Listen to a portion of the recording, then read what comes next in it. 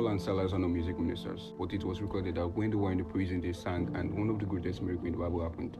It was recorded that the chains fell off their hands, the prison doors were opened. We all know the story, right? So I began to wonder, why is it that we have a lot of music ministers and there are only few who can bring the kingdom of heaven here on earth? The reason is because we have few music ministers, few instrument ministers who understood their assignment. Recognizing your call and know your assignment are two different things. You can recognize that you are called into the music office and then you don't understand your assignment.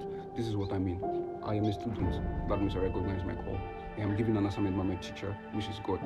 And on the assignment, the questions were not written, but it was stated that answer all questions. There's no way I can answer without knowing the questions, right? So that is how it is. Without knowing your assignments for every ministration you are going to go, then there is no way you can bring God's agenda on earth. There's no way you can fulfill God's agenda.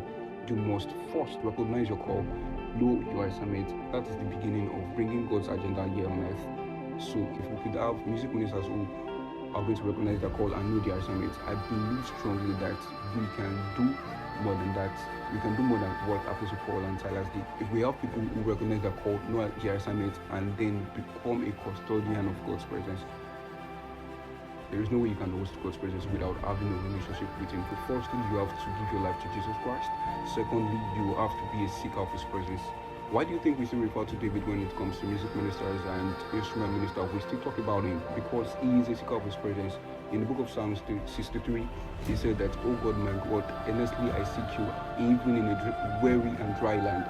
One of his words also says that, "One thing have I asked of the Lord, one thing have I seek after, that I may dwell in His presence." Thirdly, you have to take the prayer posture. You can't experience the full glory of God until you pray.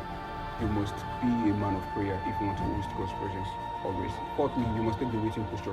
In the book of Acts chapter 2 verse 1, it was recorded that the disciples, when they were expecting the Holy Spirit from the Lord, they all gathered together and waited. But while they were waiting, they were praying.